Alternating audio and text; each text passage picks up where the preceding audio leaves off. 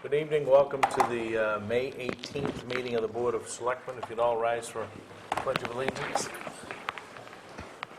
Pledge Allegiance to the flag of the United States of America and to the republic for which it stands, one nation, under God, indivisible, with liberty and justice for all. Sean's out in the hallway. Again, welcome those of you who have shown up and tuned in. Couple of announcements. Just want to remind everybody, municipal elections, state primary elections, R.S.U. 57 budget vote, a number of statewide referendums, votes. June 8th at the Massabee Middle School. Polls will be open from 7 a.m. to 8 p.m. There are also absentee ballots available today from at the town clerk's office, and they'll be available up to the date of the election. Town meeting is scheduled for June 12th at the middle school, starting promptly at 10. If you believe promptly, then we'll see. Anything else from the board announcements? Okay, we do have 3 public hearings. Do not expect, based on the amount of folks in the room, that these will be lengthy discussions, but we will start. We're going to run 3, the 3 of them, one right after the other. So I will, we probably should adjourn each one as we go. But the first public hearing is to discuss the question 1, which will be on the ballot on the 8th, which is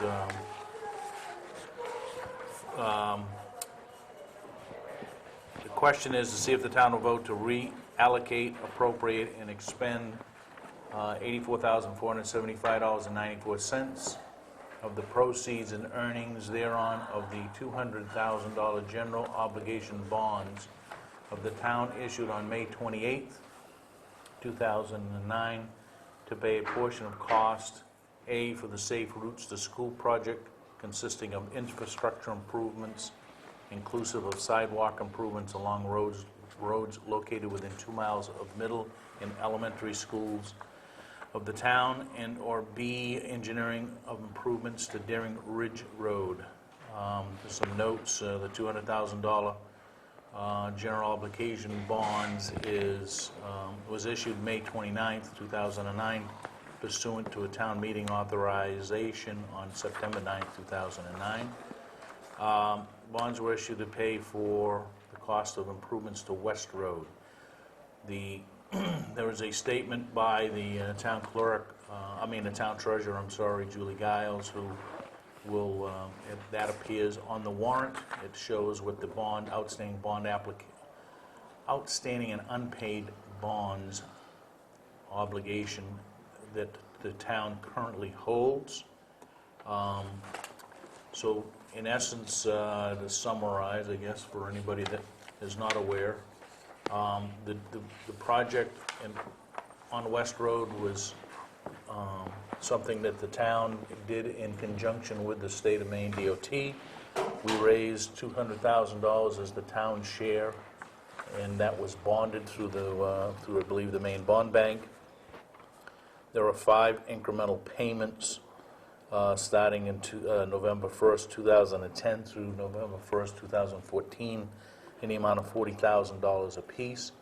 That project ran under estimates, so we have out of the town share $84,475.94 left that was not expended on the road project.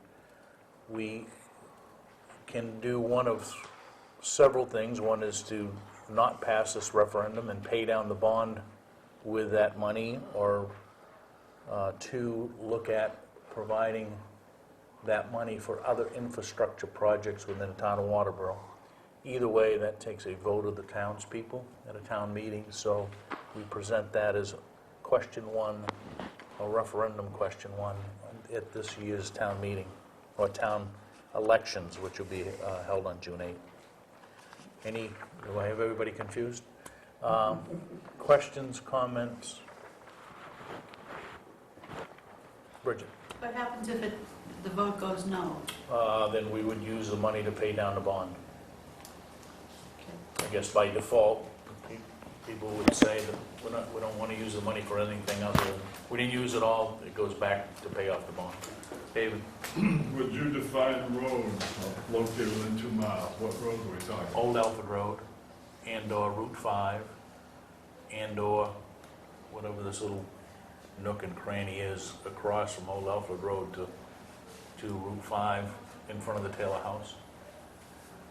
And I believe there's also a section of Townhouse Road that was identified. I'm not sure that. So, what it does, with the Safe Routes to School, they've identified from starting down by the salt shed. Not to say that this would be built out, but I think if you want to frame it somewhere within that location, down Old Alfred Road, potentially across to Route 5, could go to the lake, could go to the middle school from the center of town.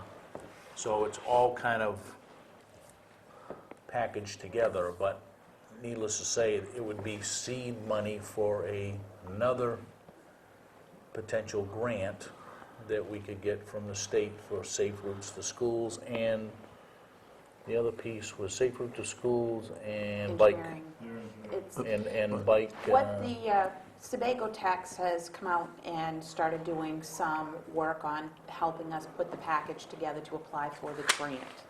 What they've identified is that with the water issues that there are on Old Alfred Road, we could, in part, use, as we're putting these sidewalks down, help alleviate some of the water issues on Old Alfred Road.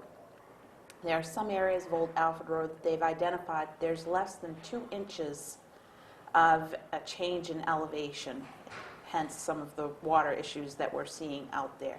So as the Road Review Committee has digested the information that's come across, what they've identified is putting in a grant that will bring sidewalks from roughly the area of the where the soccer field starts before Friendship Park, and trying to get eventually to Waterboro Town Hall. Recognizing that there's only so many funds available and that we want to be able to put some seed money with it, those that put seed money in have a more likely chance of being awarded at least some of the grant money. They've identified that the priority area is going to be from Friendship Park to Oak Street. That would be the first leg of the first preference. Then from there, depending on the grant money that would be awarded, they would look at going further towards the Taylor House as the next priority, eventually then going from Friendship Park to the soccer field. So the first priority is going to be Friendship Park to the Oak Street area, tying into the pathway that already exists for the middle school. On this too, this is one of the areas where the Board of Selectmen and the Finance Committee disagree. The Board of Selectmen endorse the passing question 1. The Finance Committee is against that. I think one of the things that we looked at is the $84,000 spread over 5 years. It will mean very little effect on taxes, but it could mean quite a bit as if we get a grant to do the projects that Tammy Jo was just talking about. So I think that's the major difference. And the other issue that references Daring Ridge Road is that there was a capital request to reconstruct a portion of Daring Ridge Road that is not endorsed, and nor is it in the budget. And if Safe Routes to School does not materialize, okay, some or all of that money could be used to work the project that the Road Review Committee has submitted to the board for Daring Ridge Road. So it's not specifically, the Safe Routes to School is an unknown, whether or not we can get the grant. If we don't have any seed money, there's probably it's a higher probability that we won't get a grant. So we need to be able to have some seed money to work with the state in acquiring a grant. If that all is for naught in that program, there's not a lot of money, right? I mean, there's a couple. There's more funds now than originally was thought because they've captured some funds from other sources Right. and put them into this kitty. But for the whole state, there's probably less than $500,000, right? Did it go up to almost 2 million now, Joe? So it's more than... Okay, so it was 400. Yeah, it's up to 1,000, okay. 2 million now. So what did they put in with it, Joe? I think that this money actually was redirected into. So there may very well be a higher probability depending on what's available and how many municipalities are asking and what their grant says. And the tail end of the article, Bridget, answers the question if it doesn't pass, the excess proceeds and earnings thereon will be used to pay debt service on the bond. And I think it's important to note, this is already a bond that we've taken out, we're already paying on. If this gets approved, citizens are going to see no impact because we're already paying this money out. If the bond if it's rejected, then you're talking some funds that'll be put back into, but the funds and with the number of homes that we have and whatnot, it's going to end up being pennies per mill for each resident. So it's a very small amount in the grand scheme of things, and the money that it could potentially get us is going to make a tremendous difference in the neighborhood and for the safety of traveling back and forth along Friendship Park. If you ever go down around that area, especially this time of year when you have Little League that's out and about, you know that the foot traffic around there is tremendous. Kind of put that in perspective, what Tammy Jo is saying, we would not pay, if it does not pass, we would not pay the whole $84,000 on 1 year's payment, basically. So if you kind of put it, if it was on 1 year's, it's a dime on the tax rate, because it's about $790,000 for a dollar, so 79,000 is a dime. So, but that would ultimately be spread across the 5-year bond. So, as she mentioned, it's Literally. pennies No. on a mill rate. So, It's interesting to note this morning at around 11:15, there were approximately 60 students from the middle school area that I presume are probably going on a field trip to the fire station because they had a deputy sheriff there stopping traffic to allow them to cross the old Alfred Road, and then they were walking down the old Alfred Road with the teachers, but there was approximately 60 students. So I don't know how many times they do that with the different classes, but just adding that on as an aside here. so that's what referendum question 1 will be about. And you get to decide and vote yea or nay.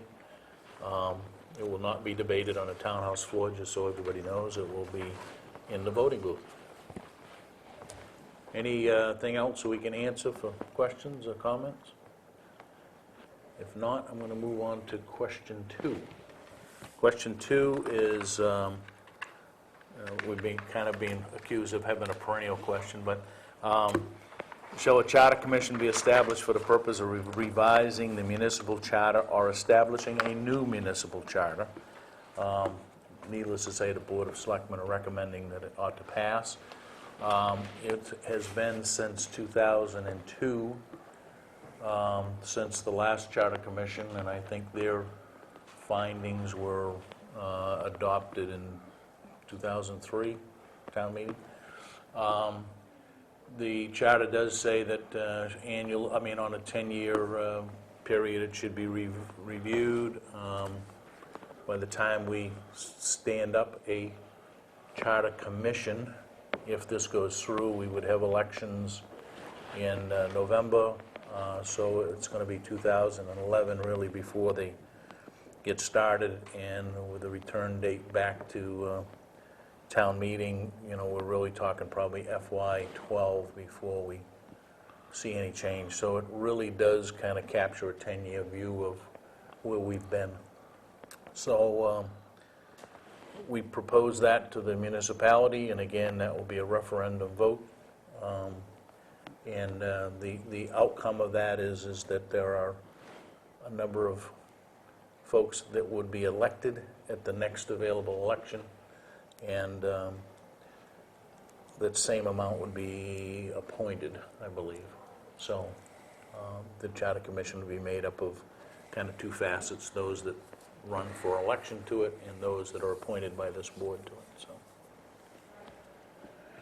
questions, comments relative to the charter? Jack? Let's get his book. My book, yes, the book. I am not speaking as part of the Friends of the Waterboro Library, in case anyone's interested. That's my usual nomenclature when I'm here. I'm simply a resident from North Waterboro. I happen to think this is a very important question. I'm very much in favor of it passing. And I have two comments. One is, particularly if we add Nancy to it, the five of you and Nancy have a wealth of experience with municipal government. So I would love to hear you articulate as directly as you can tonight why you want the Charter Commission. I may have missed it in the process, but I think while we assume that we've got a TV audience out there that may be listening, I think it needs to be sold, and I think it needs to be sold by the five of you saying very directly and very clearly, what are the issues? Why do you want a Charter Commission? And be as blunt as you can or want to. That's my first comment. The second is that I don't think anything is static. I think everything is either moving in the direction of developing itself to its potential, or it's falling backwards. Whether that's the rose bush in your garden, or our own personal lives, or our relationships, or our work life, or whatever. And that includes this living entity we call the town of Waterboro. So beneath these referendum and the elections and all of that stuff, for me, there lies the question, are we moving forward? Are we developing the potential in the town? Or are we kind of subtly sliding backwards? Now, even though we spent a lot of time with financial stuff, and we needed to, it strikes me that there are some very significant movements in this town moving us into the future. And I'll start with the land trust, which I think goes back to when Bob Fay was on this board. That goes back a ways. It's taken a while to get there. But there were a group of citizens who said, we want to think about the future of Waterboro and do something to preserve its rural character. And they've been working on it. I think of the Waterboro Association of Business and the Economic Development Committee. Both kind of floating under the radar, but they're basically citizens saying, we want to do something about the business climate in this town, either holding it here or attracting it. I think the Road Commission is the same way. It's a group of people who are saying, we really need to pay attention to roads. You know, that's not a very popular political stuff. You know, you don't get elected because you do much with infrastructure in this country. But they're saying, if we're going to move into the future, we need to pay attention to that. It will not be any surprise to you that I would put the new library in the same category, a group of people who care about the quality of life in the future. And then the comprehensive plan. So for me, this referendum question has to do with, is the fundamental structures of town government going to be nimble enough and alive enough that it will support the new life that's already going on? It would be a shame if the structures hinder that. Now, I don't know enough about the intricacies of town government to know whether you should or should change anything or not.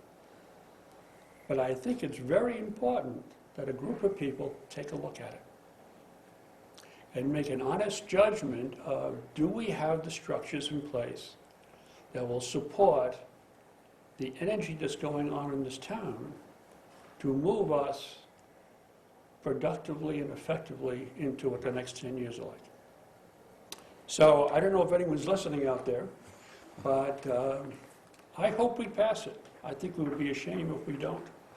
And I think if somewhere or other we need to get the message out there as to why we need it. Next, Jack. Anything else? Anyone else? I would just say that you articulated my reason, my personal reason for supporting this question beautifully. There's a whole bunch of issues that could come up. We can take stances on those issues, but the major thing is that the town is not static. It's getting larger. The people within it are looking forward. We, as people, need to look at our government and see how responsive our government is to the changes that are going on in town, and that's why we need to do this. You want to say something about what some of those issues are? I beg your pardon? You want to say something about what some of those issues are? What, some of the visions? I mean, Issues. the issues, I mean, there could be one issue that people have talked about is the way we make decisions via town meeting and people voting at town meeting on a budget, or whether it turns into a referendum vote and the town meeting essentially is a thing of the past and people vote on the budget via referendum. That's one issue that's come up. Another issue that has come up is looking at whether we continue to elect a road commissioner or whether the road commissioner comes under appointment and is paid for through the town and becomes an employee of the town. And there's reasons for and against that. I think those are two, and there's a whole bunch of others that people. But those are, and this commission that develops will look at a whole bunch of other reasons. There's the effect too is, do we continue to have a town administrator, or do you go into a town manager form of government? Some people have talked about the 5 selectmen. Then there's also what is the role of the finance committee? Should it be a budgetary committee, and should that be possibly elected, and should that change? One of the things that I would say personally, when this happens, is that you can't do too much that's controversial in one setting, in one sitting rather. So you go through a year or 2 years, and if you come up with 2 or 3 controversial items, it will not pass, because but if there's one major item for change and a couple small pieces, then you'll have that change for the next and then the next round, and then you're probably going to want to have one several years later and maybe consider other changes. But anyway, that's as much as I think, Jack, it's been somewhat of a, in this board, although Gordon is the first time that he's been on the board and supported going to a referendum, but we've done this a couple of times in the last few years. It's kind of a delicate balance, because I think we as a board, yes, there's some administrative and functional things that we know, from a housekeeping perspective and whatnot, really need to be looked at, right? Do they need to change? I don't know. I mean, we're surviving today, but there are a lot of them that drive more of a reaction mentality than a planning mentality. We, in the past year, or a couple of years, have taken pieces of the charter directly to the townspeople, and you can do that if it's not a substantial change, like the charter restricted our ability to have a town vote for municipal offices, like we're doing this year, which is to have it the day that there's a statewide vote, referendum vote and whatnot. It was always tied to, it had to be Friday before the Saturday town meeting. Okay? So there are some just regular housekeeping type things that need to be looked at. And there's probably the extreme piece of it that says, oh, by the way, we should have a town council and a town manager, all right? And I'm sure that there's some appetite for that out in the community. I think there's a lot of people think that we have a council today, all right? But the fact of the matter is that we don't make budgetary votes. All we can do is execute what we've been voted to spend at a municipal town meeting. So there's in the balance is does the board drive an agenda to say, yeah, we need a charter commission because we want to see these changes? Because the charter commission ultimately opens the whole book up, right? And it doesn't mean just because we have a charter commission, we automatically change the charter. That's not the case.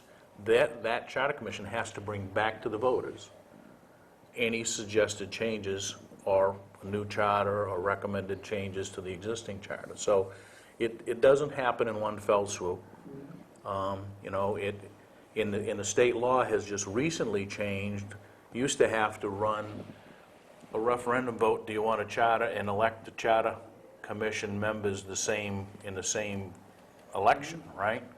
Which was kind of crazy because you had people campaigning for charter commission members, and the referendum vote gets decided an hour before, you know, the referendum went down, so none of you are elected, right? You know what I mean? So that's how kind of crazy it was. I think the state legislature changed so that now that time period is 200 days, I think, from the time you have an affirmative vote to move forward with the charter commission and you elect the charter members. So that puts us, it doesn't work, I think, the numbers, if we had a referendum vote in November, we missed that date of having an election the following June. So kind of it only works if you have the election now or referendum in June and have the election in November. So that's kind of how we are where we're at. But I think in the past, we haven't seen a big, you know, table pounding by the board to say this is why we need this. Because it really ultimately is a decision of the townspeople. Yes, I think we've changed some things that we needed to change. There's some things that administratively I think we would go forward with and change if we don't go to a charter commission, because I think there are some necessities of changing some structure of the way that we're doing. The problem is we can't do anything substantial. And I guess you can get all the legal opinions in the state of what is substantial, so. It's a tough balance because you need to give people enough taste on why they need it. Because as it's stated, unless you're following town government and all, what does it mean? Okay, you know, but if you... And I'll go back to the fact that I think there's a lot I of don't know how people, you balance those. there's a lot of people that moved into this municipality from larger municipalities where there's a town council. Right. And their view is, I voted and I elected a councilman, that person's going to go do whatever they got to do, right? And that's really not the way things work. And I think an indication of part of that is just how many people do we have at town meeting. And I don't care whether you run it in March, April, June, whatever, okay? It's not a big, when you get 3,000, 4,000 registered voters, and we might squeak out 150 people at a town meeting, or 400 people in a town municipal election. I mean, that in itself raises the question Yep. about needing a charter commission to look at that.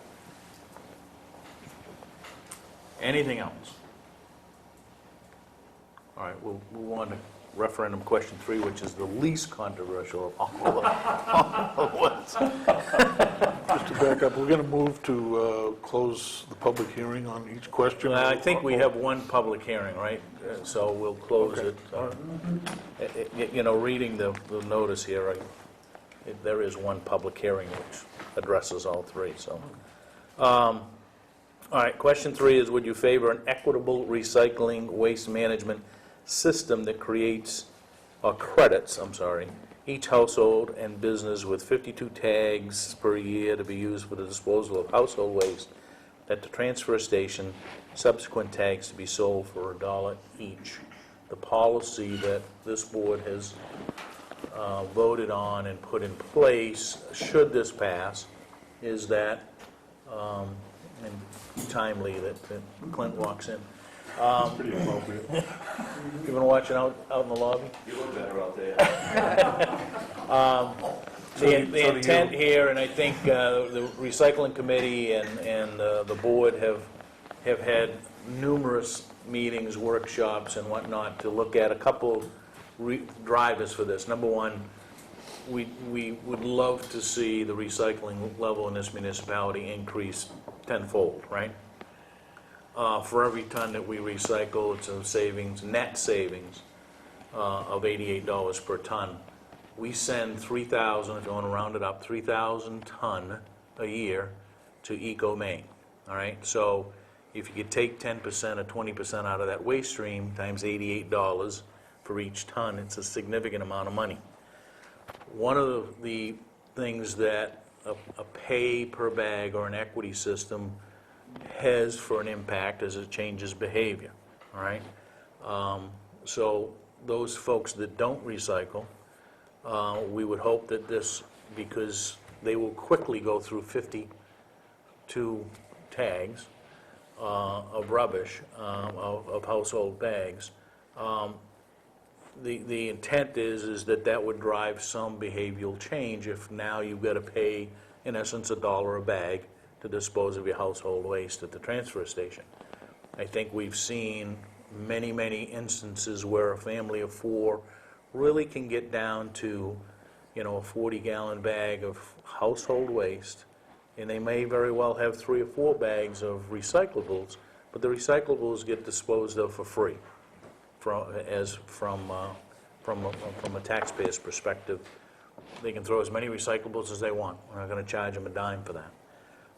So the household waste, we really need to move in that direction where we have an incentive for people to recycle. The other thing that I think this board was certainly concerned with, more some vocal than others, is that, we need to not penalize those people that are already recycling. And I think there's a tremendous amount of folks in the town that are already recycling, and why should we say, all right, we're now going to charge you $1 per bag, even though you're recycling, all right? But the guy or gal or family that doesn't recycle and brings 15 or 20 bags a week to the transfer station, they pay the same amount in their tax rate as the people that take 1 bag, okay? So it's really, from my perspective, and I think from the committee's perspective and the board's perspective, this really is an equitable issue. I think David Woodsum, who's our chair of the Transfer Station Recycling Committee, uses the analogy, I don't pay for your cable bill, right? So you can watch movies, so,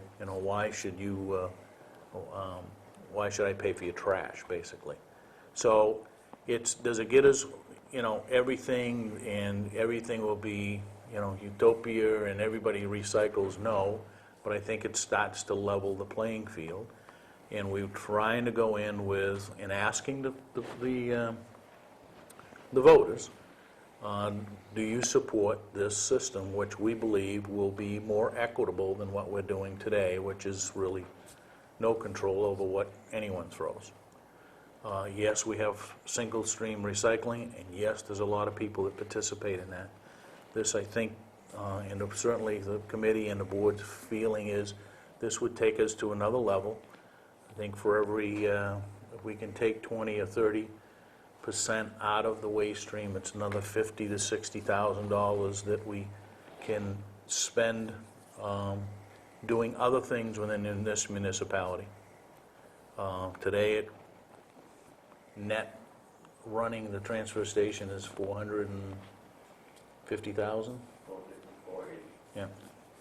So that comes out of the tax base. There's $180,000, $190,000 we're not going to affect because in this calendar year because that's our assessment to EcoMaine as a member community. That will go down as our waste stream goes down, but it will not drop in huge lumps. It'll trickle down some. So that's kind of the background of where that is. That opened that up to any questions or other comments. In a sense, you know, what David said, what you mentioned too, it's like all utilities. You pay for what you use, whether it be electricity, whether it be water or cable. And some people want 250 channels, and some people are happy with 10. But why should it be right now the way you're paying for your trash is everybody pays as if everybody's watching 140 channels because that's the average. And so if you have watch 10 channels, you're paying for 140. You're paying for someone that wants to watch 250 channels. That's the thing that's not fair about it. And the fairness is that that those people that misuse, in a sense, misuse the transfer station by not recycling, they are costing everybody else money. And the money should be borne by the individual that misuses it, not everybody. Certainly, there's been a tremendous educational push done by the Transfer Station Recycling Committee to educate the public on the benefits of recycling. And that's not something that they started just a year ago. It's something that's been in place for a number of years. They've been at polling places. They've been at the old home days. They've been set up at the lobby of Town Hall. They've been going into schools. There's information on the public access channel about recycling. So to say that the town has made no effort in recycling or educating the public on the benefits of recycling, I think that would be a false statement because there has been a tremendous effort put forth to get people to recycle. People still choose not to do so. So I think this is that next step that takes those folks that choose not to recycle, maybe get their attention a little bit better.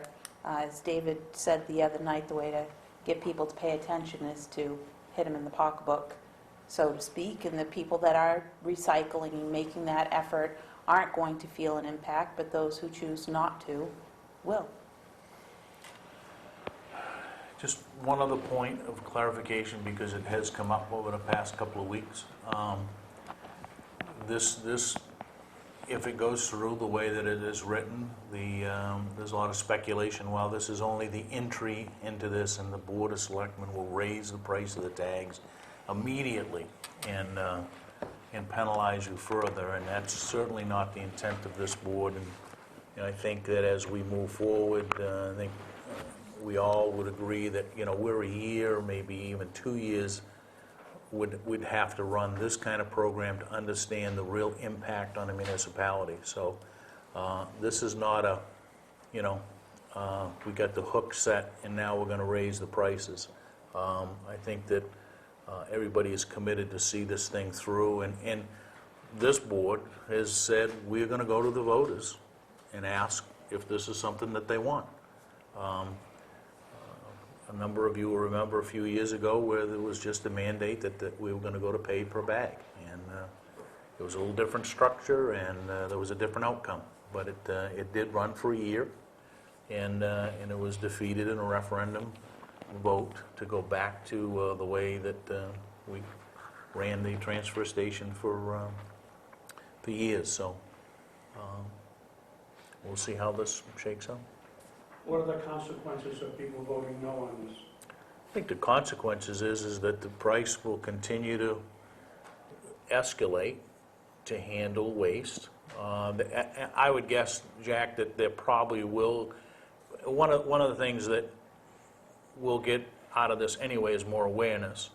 So I think that there will be more recycling to some extent. Is it going to be significant? Probably not. But I think there will be some other people that will jump in and start to recycle. And the real benefit is the cost savings. You know, we continue to squeeze Clint in the budget every year.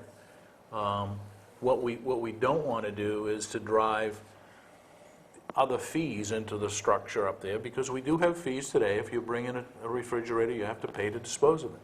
I don't bring in a refrigerator, somebody else brings in 2 or 3. Always amazes me how many, sometimes, refrigerators people bring in. But the demolition, you know, people that don't bring demolition to the transfer station doesn't cost them anything, because the people that do bring it have to pay a fee to get rid of it. So that already, you know, the operation up there is pretty much a pay-as-you-go, except for household waste. So I just think if it doesn't pass, we just have more of the same, and as time goes on, you'll start to see the either services trimmed back at the transfer station to control cost, or the cost goes up. And also, the budget, the current budget that people are voting on is based on this passing. So if it doesn't pass, then we are basically headed for overspending that budget. So we've got to do something by either reducing services or creating more taxable, creating more income in another way. So this is based on, our budget is based on this passing. If it doesn't, then the budget, we're not going to meet the budget of the transfer station if we don't do anything. Other questions, comments? Just a David? clarification on that. I don't know if mine is a misprint or not, but next to the last sentence, for the disposal of household waste at the transfer station, period. Mine doesn't have a period. And subsequent tags will be sold for $1 each. I think that should be 2 separate sentences. Grammatically, you're probably correct. But I think what we have is what we have, right, in the warrant. So. Anything else? Sensing nothing, I would entertain a motion to close. The public hearing. Second. All those in favor? Opposed? All right, we'll move into the rest of the agenda. Hearing of delegation. Town administrator is still out on, I didn't see you waving fast enough, Joe.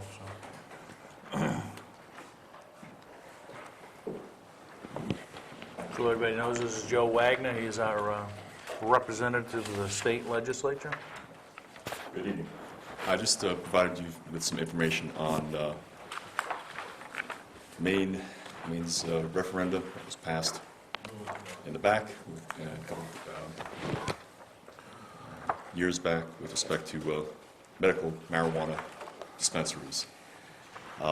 First thing that you have is the actual page from the statute, which shows that local regulation is permitted, that any political subdivision of the state can limit the number of dispensaries, sort of open-ended there.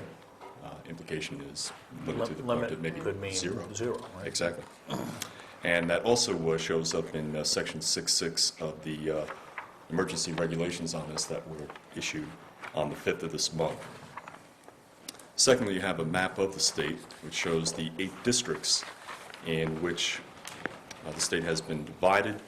1 dispensary will be permitted in each of these 8 districts. You can see that the entirety of York County comprises 1 district.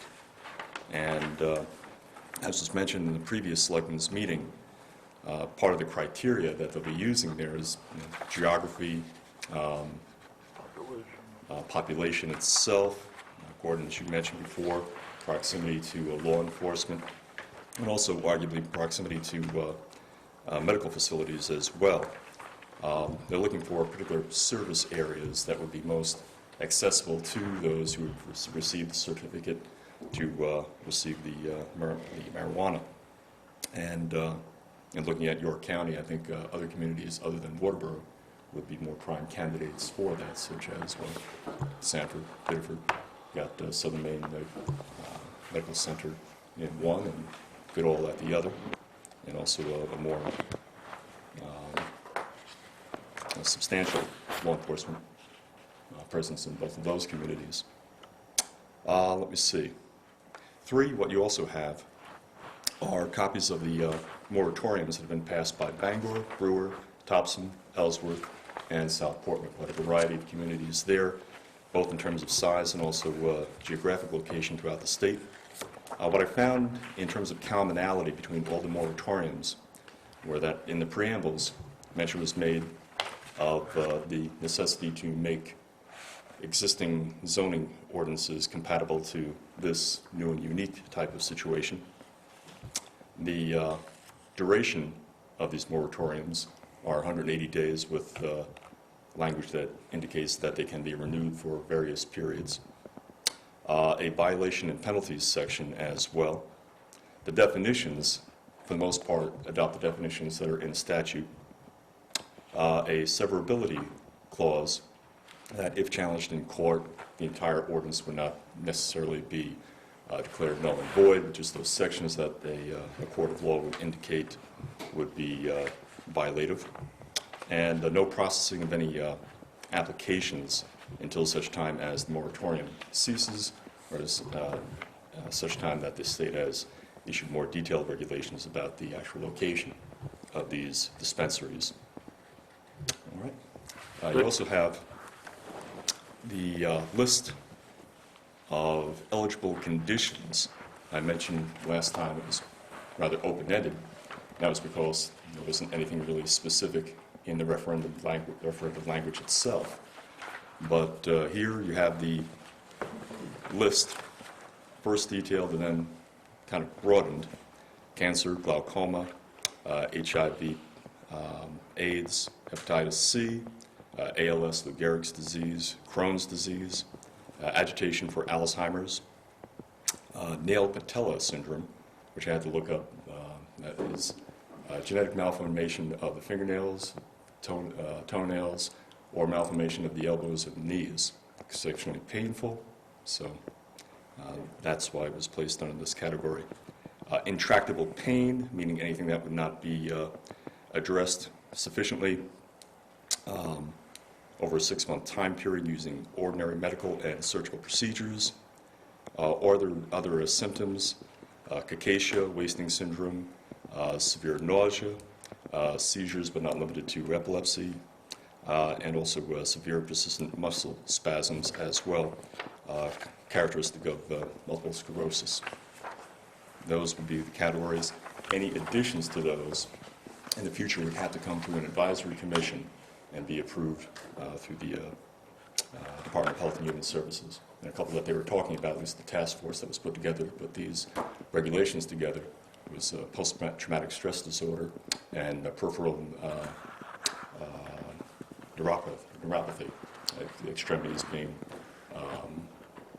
desensitized, oftentimes because of chemotherapy, side effect of that. So those are the conditions. The application itself. Applications will be due by the 25th of next month. Applicants have to post a $15,000 fee. If they are denied certification, they lose $1,000 of that for processing purposes. There's a 100-point scale application processing award means, and that is, if you go to the last item that you have there, kind of specifies how those 100 points are divided up. One thing that is mentioned here is that no dispensary by statute can be within 500 feet of a public or private school. I won't go through all of this, but Security measures have to be included in this. All the principal officers of the profit or nonprofit have to be identified. Information about the financial viability of the dispensary has to be provided. Exactly how they're going to provide the services. A 3-year plan in terms of income statements. And each of these have a certain number of points associated with them, totaling up to 100. Now, what I don't know is exactly when DHS, Department of Health and Human Services, intends to make its announcements as to where these will be located. But I would assume sometime at the very earliest would be sometime in August, more likely September. So there you have it. Indeed, you do have the grounds to adopt a moratorium as well, and there's some samples there to draw language from. Joe, I got to thank you. I mean, we talked about this last week. We asked the questions that you answered this week. You're a busy guy. You came back here and gave us, I think, just about everything we need to do, we need to have in order to make a decision on this. I thank you very much. It was a real nice piece of work. Thanks. Yep. Appreciate it. Thanks, Joe. Thank you. I think Joe and I talked the other day, I think that there's, like the sex offender ordinance, the state did enact a bill that limited some of their restrictions, right? Whether or not that would happen with this, I don't know. I mean, there's already an ordinance is a little different than a moratorium. The moratorium just says, wait, we're gonna, so we'll see how this shakes out. But Yeah. I did contact the Attorney General's office once again, still haven't gotten a word back as to which particular attorney is responsible Well, it's for this. interesting but that the haven't heard. preamble in a lot of these other municipalities have specifically whereas marijuana is, the use of marijuana is a federal, against federal law, so it's interesting to see how this kind of is going to shake out. So that's why the word prescription Yeah. is not here. It'd be a That's right. certificate issued by a MD or a DO for an individual. All right, Thank you. thank you, Joe.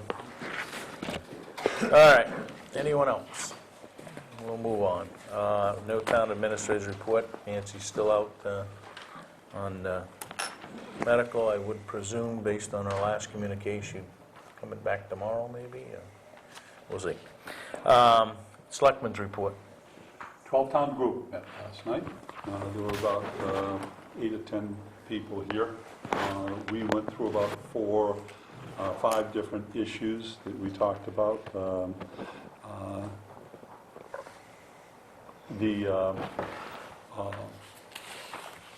The first issue was that Sanford Communications Center will be, they're expecting that to be open. This is the new one that they're building, open around the middle of July. Right now, they're in a cellar without natural light, and it's pretty bad. I guess I haven't seen it, but it sounds like it's pretty bad down there. But there will be state-of-the-art equipment, or at least updated equipment, and it will have natural light, and it'll be a nice facility. They'll as soon as, right after they open it up, they'll have an open house, so people can go down and take a look at the communication facility. So there wasn't a lot of discussion there, it was mostly information. We talked again about the minor collector roads. This is just to kind of back up on this. The state has not been able to fund its obligation to maintaining minor collector roads throughout the state, which is about 2,200 miles of road. The state has not been able to keep it up, and they say with their current funding, they won't be able to. So these roads will deteriorate, and it will end up basically in the town of which the roads are in, responsibility for if they want their citizens need to use that road, someone's got to keep it up, so the town's going to end up with it probably. So if nothing happens here, the state won't do anything, and the roads will get worse and worse and worse, and if we need to do something, we're going to have to do it ourselves. There's a committee that's working, that is working on this issue, that's going to be reporting to the Transportation Committee in the middle of the summer. I guess, actually, it's in early July. And their recommendation is that the state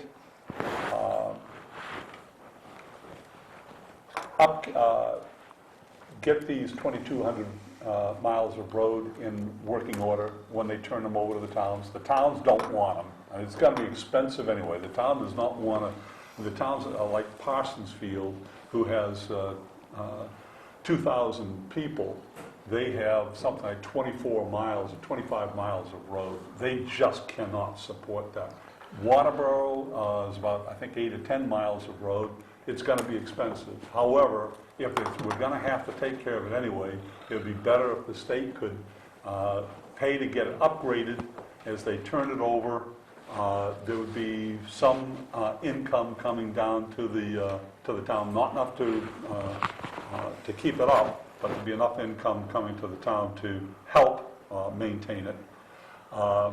And then the other major issue is that those of us that working in municipalities don't have a great deal of trust for what the state is going to do.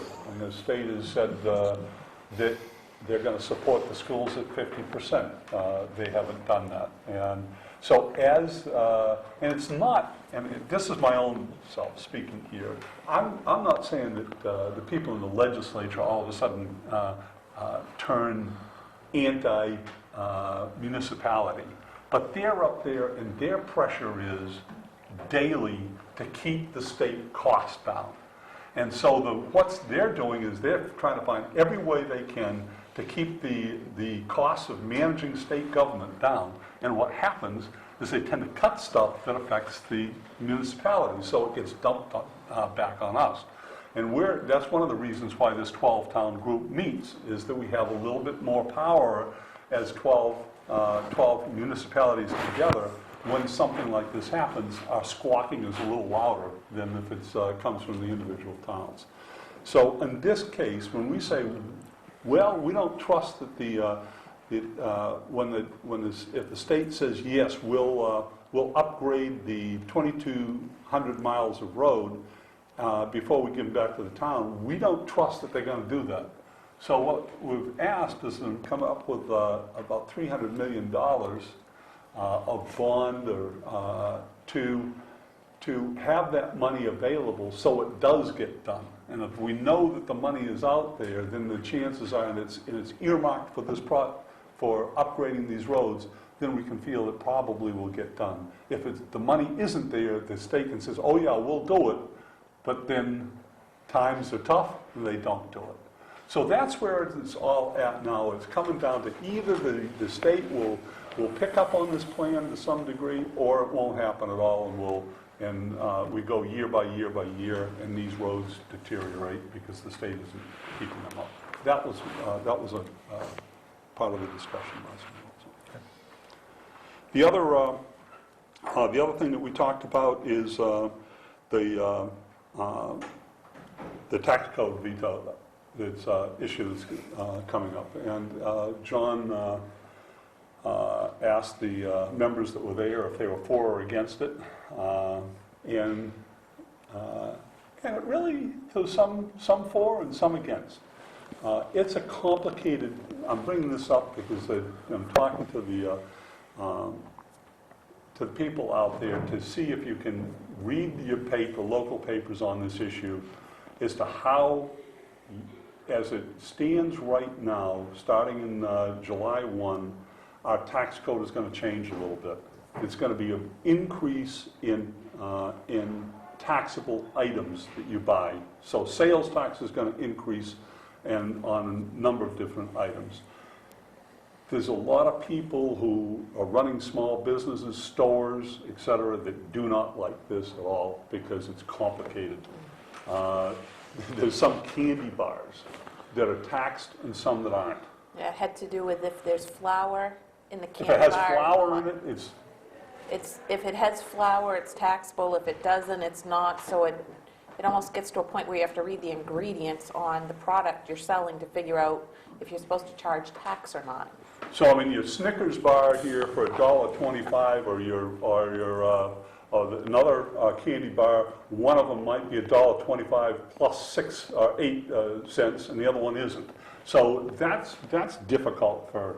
On the other hand, the idea spreads the tax burden out into people that come into the state.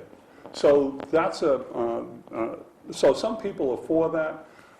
The other issue too is if you increase the sales tax when you have a recession, it affects the tax income much more.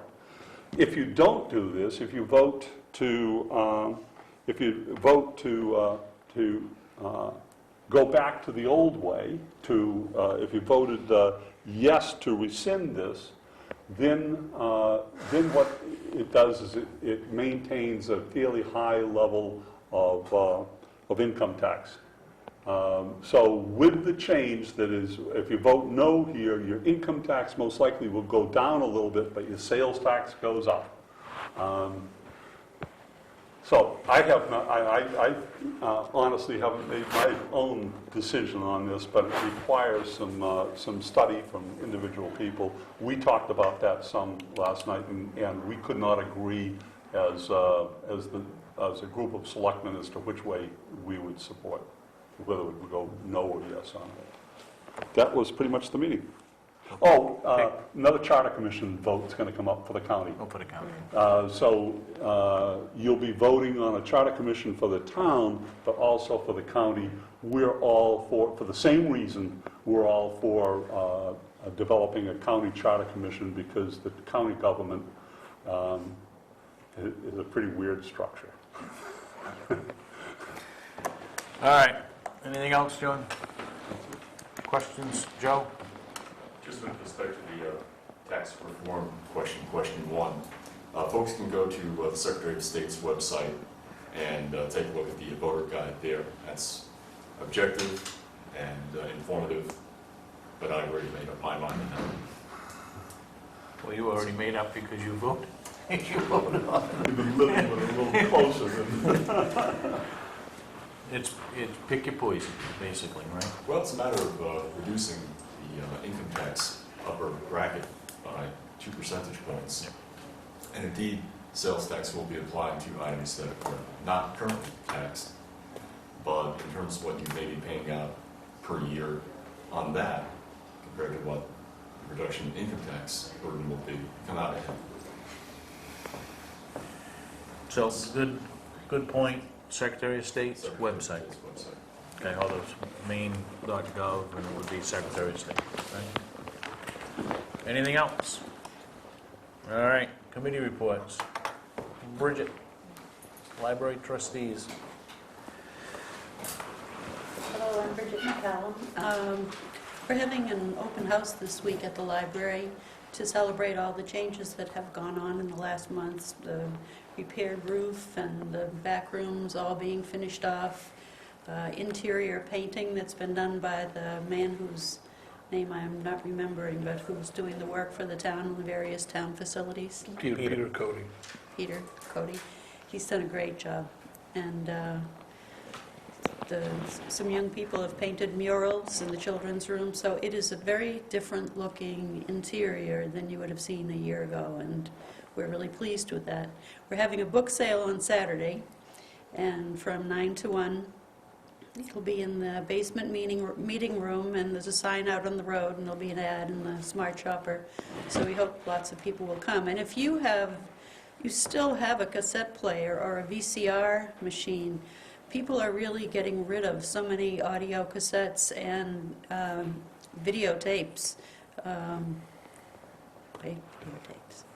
VHS, VHS, yeah. VH, DVD.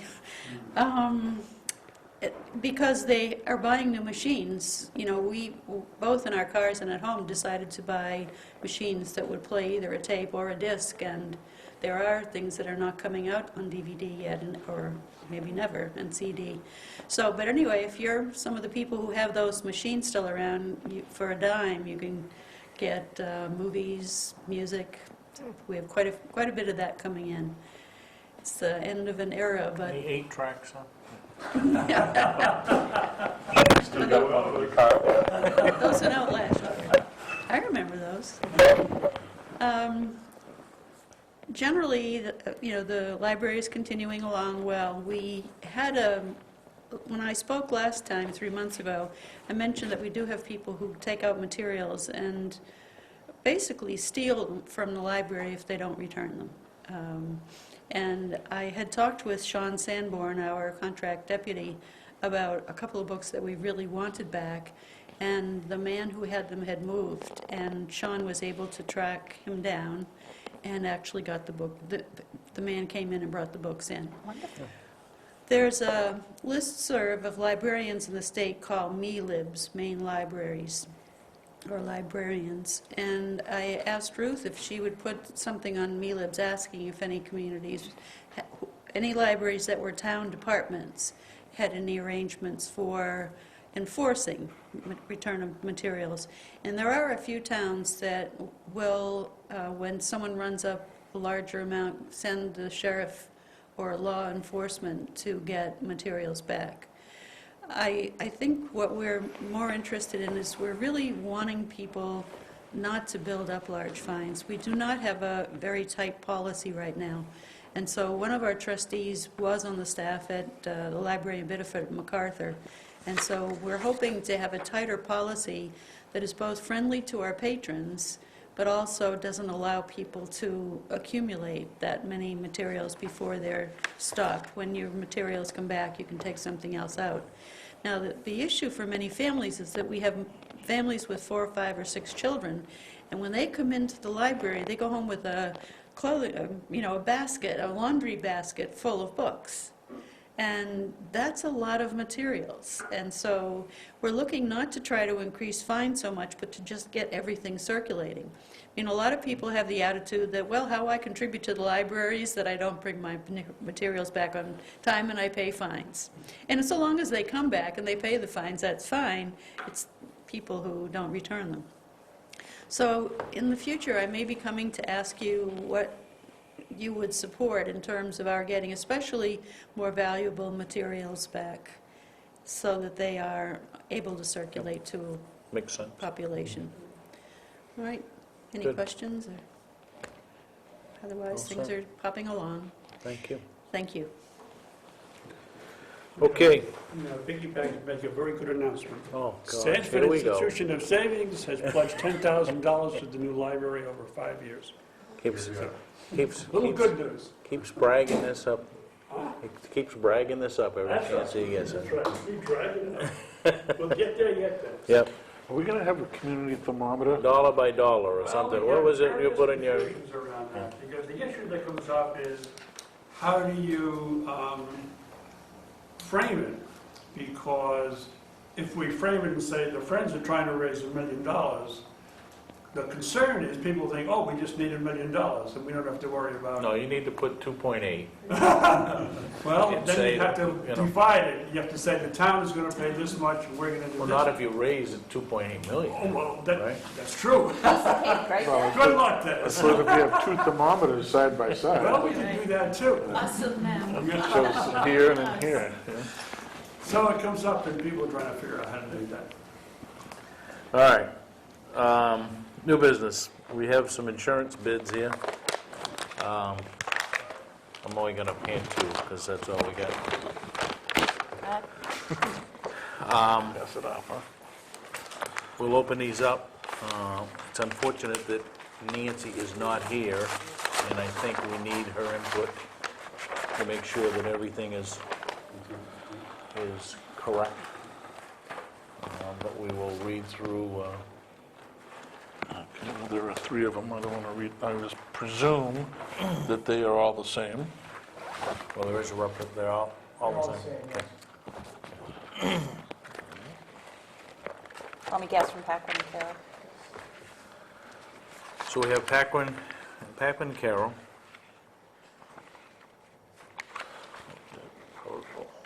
MMA Risk Management Services.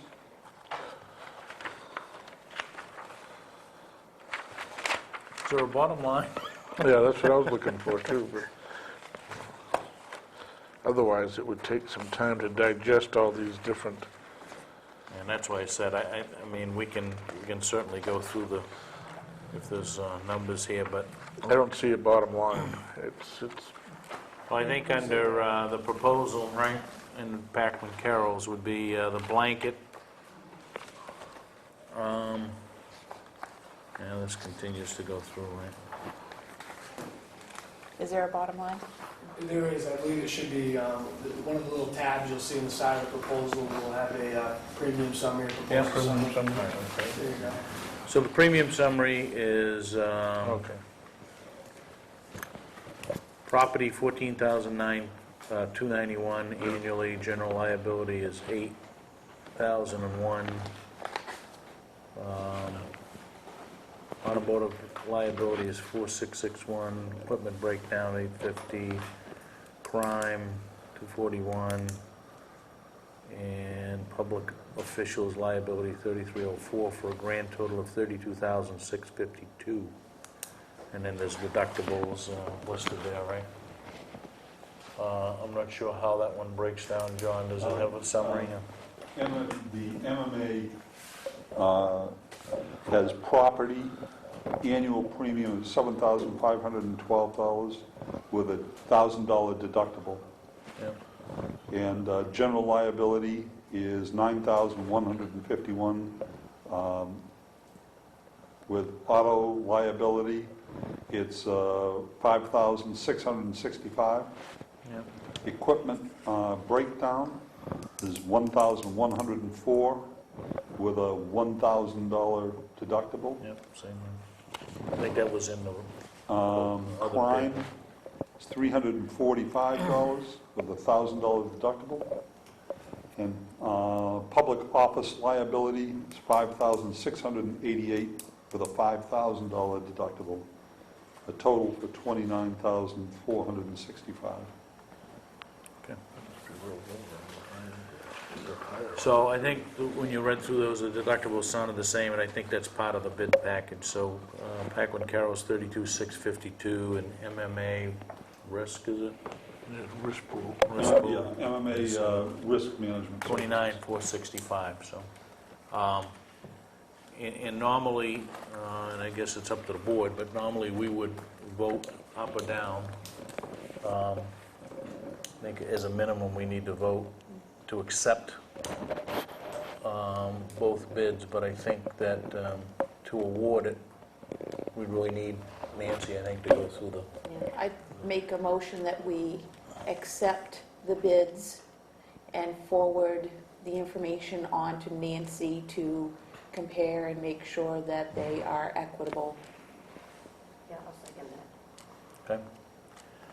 So, just so everybody knows, we're accepting the bids, shuts, I mean, we got the bids, those are the only two that we will consider, and then the town administrator will go through to make sure that they comply with her bid specs, and et cetera, et cetera. Are we sure that these are all the bids? Because I was under the impression that somebody else had put in too. Well, there's only two, and that's it. Okay. So, that being said, all those in favor? Opposed? We will presumably have it on next week's agenda to award. And if there's any questions, I'm sure that Nancy will make contact with both parties. Okay? And I know you've spent some time here listening to town business tonight, but, and typically, if she was here, we would have kind of probably gone further and potentially made an award, but unfortunately, she is not here tonight. I think her intent was to be here tonight, even though she knew she was going to be out for a week or so, but Well, Dennis, we'd just like to thank the town for allowing Packman and Carroll to service the town's insurance needs for the past 10 years. It's been a pleasure working with you, and we hope to have the opportunity to work with you in the future. Okay. We continue to have a local presence up here with our affiliation with Bedford Savings Bank. They own half of our agency. Look forward to hearing more about the bid.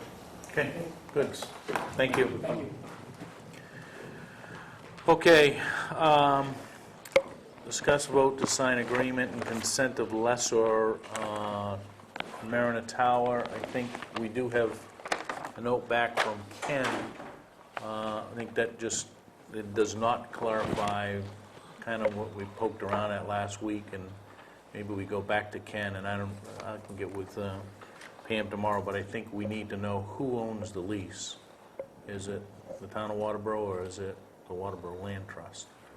He kind of really doesn't talk about that in his letter. He talks about... Right. So let's get that decided. I mean, unless Mariner is really hot to trot on this thing. I think they are pretty anxious.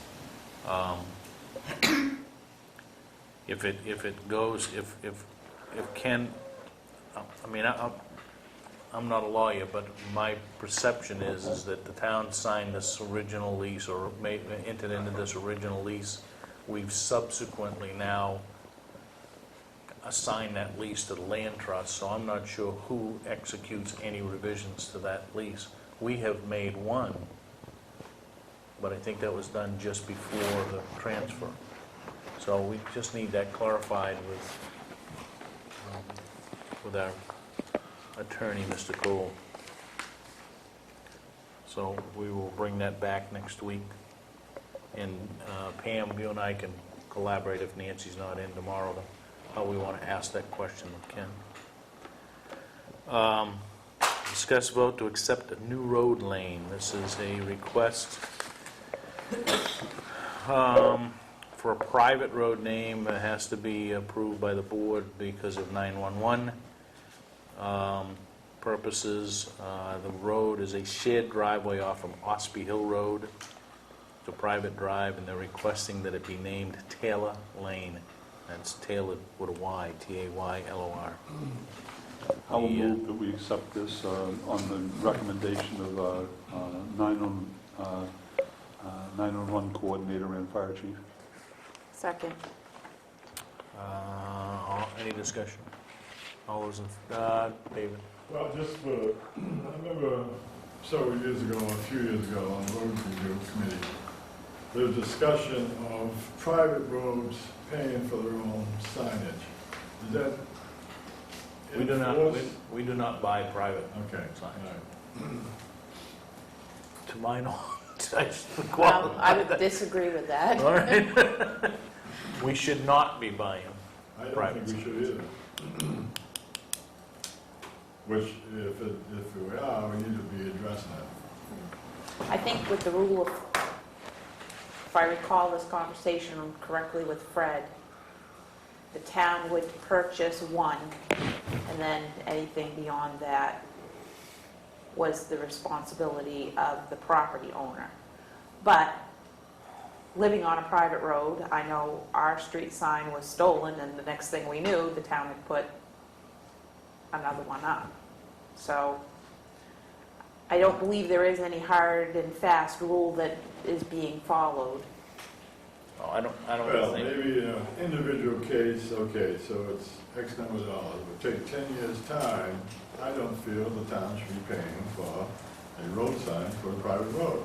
But I do think there should be a sign there. I was under the impression, okay, and again, going back on some of the discussions we've had before, because we've done 4 or 5 of these things in the last year or so, or 2 years, that they were responsible for their own sign, but If you want, on the other side, if you want uniform signs,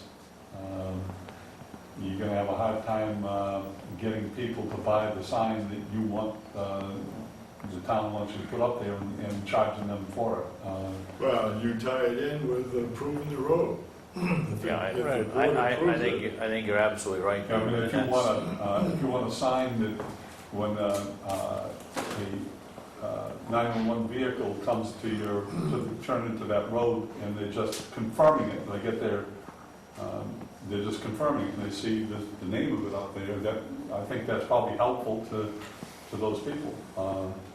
And otherwise, I live on one, and I probably would put a sign up there, I'm happy being anonymous down there. So- But I think it might help the people in town to know that it's, Well, I mean, I think that you bring up a good issue, that naming the street, I think we got a motion, there's probably no reason that we don't go forward with that vote, but we probably need to pull out whatever we've done in the past here and establish a policy, and I would agree, if they have to comply with naming the road 911, they should comply with what the sign characteristics should be, and if that's buying it from the town or paying a certain amount of money with the application to name the road, then so be it, but we need to establish something.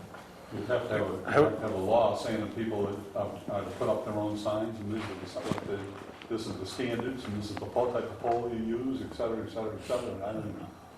I agree with that aspect of it, but haven't we already decided this in effect? If the state law says that you can't use public funds on a private road, it would seem as though you can't use public funds to put up a sign on a private road. But if the private road comes off a public way, and it's up at the corner of the public way showing the private road, then you say, okay, you're putting it on the public way so that people that using that private road that for 911 purposes or whatever, it's there and confirms what way you take. Well, the state mandated that any driveway that is a certain footage long has to be considered a fire lane and has to have a road name for 911 purposes.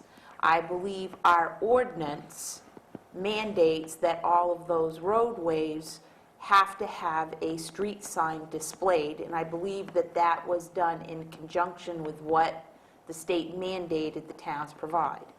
So I think what we probably need to do is go back and look at the state statute and then go back and look at our ordinance. But I believe Well, the that... state must have paid for the signs then, right? Oh, Was the state absolutely. mandate? But I believe that there's state legislation and town ordinance that mandate that those streets be marked for the purpose of, just like we're supposed to have, every house is supposed to have their street number clearly displayed on their house. But the town doesn't pay for that. No. In contrasting characters. Yeah. So Which you let's don't see. we're kind of doing, kind of straddling this a little bit. The name request is here. Guess we need to deal separately with the signage of the road, so, and it sounds like it's a bigger issue than just this one sign. I'll make a motion that we accept the name. Well, we get that, that's on the... And I on the second vote. So it. we'll- Okay, I'm Let's sorry. take that vote. All those in favor of naming a road, all those opposed. Now we'll tee this up for next week, is private road signs, right? And if we can dig out the state statute on 911 road identifications I think and the Patty local has it ordinance. she has it in a book in her office. Okay. I remember also at that meeting, we were discussing, what is it, the town has blue or green? Green and private ways are supposed to be blue. Yes. And they're not. Some are, some Yeah, okay. All right. Unless somebody wants to continue this dialogue, we'll move on. Let's do it next week. Discuss vote to sign liquor license renewal for 199 Secocas. Given your package a note from code office. Inspection was performed by Lieutenant Frazier, Lieutenant Turgeon, and the code officer was minor maintenance issues, but nothing significant, so. And there's been no complaints. And what's your pleasure? I'll make a motion that we approve the liquor license for 199 Secocas. Second. All those in favor?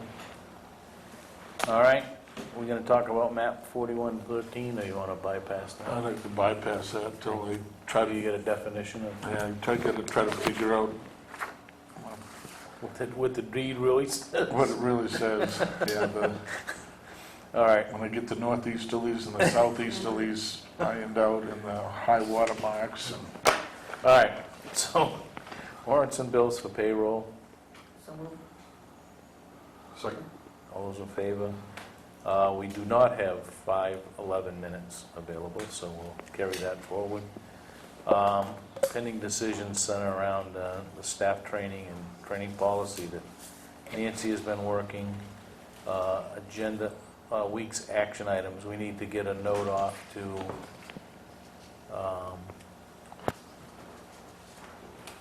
Ken on the Mariner Tower lease.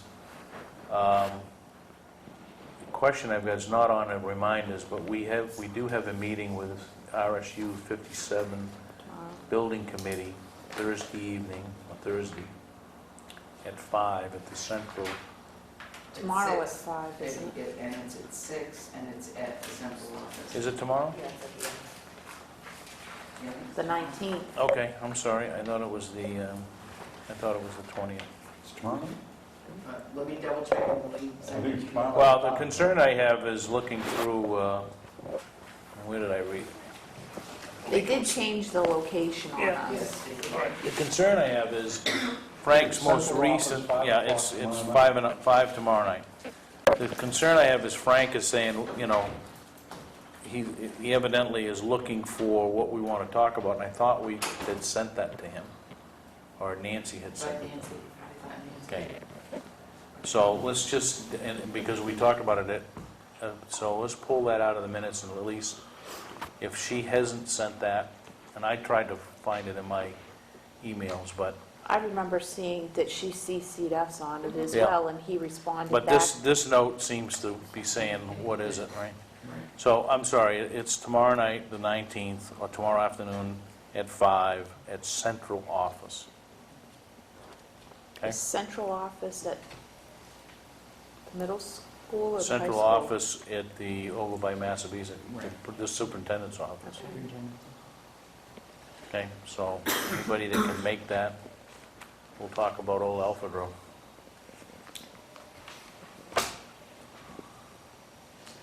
And I was just, I just want to make sure that he is aware of when and why we're coming, I guess. Well, he knows when we're coming. Okay. Items for next week, insurance. Before we get going, Yeah. next week is the R.S.U. 57 budget vote Yep. at the middle school at 7 p.m. Yep. The past few years, we've made sure to cut our meeting short here so that we could go to that budget hearing. Okay. I know I definitely want to be at that budget meeting. What time is? It's at 7 It's at o'clock, I 7. believe. Is that So- on Wednesday night or is it Tuesday? The It's Tuesday 25th, night. it's the same night as our meeting. It is next Tuesday night. So that being said, let's do a couple of things. We have SAD 57 coming in, or scheduled to come in for report. They're not going to be here because they're going to be at that school. So let's slide everybody a week, or just take them, I guess based on where we are, I would just take them off. We'll skip them. Or maybe We'll we get 'em the could next double time. up another week. Pardon? Maybe we could double up committee reports. Yeah, but I mean, they following- were just in here, 5 weeks ago anyway, so we'll give them the option if they want to double up and come in. If not, we'll catch them the next time. So let's keep this as quick as possible, right? We would limit, if any, appointments to none. And actually, it's I supposed to be a don't, workshop night anyways. I don't know of anyone that's asked for an appointment, but it would have to default to the following week. We do need to bring back the insurance, awarding the insurance bid, and we really do need to resolve this agreement and consent of the Lessor. Other than that, I would say that we keep this very short and sweet, so that if we want to get to the SAD 57 referendum, not the referendum, but the public hearing, which then goes to referendum. The budget, what is it, next, it's the budget validation, Need to Is that what fix it that, is? need to fix that process. yeah.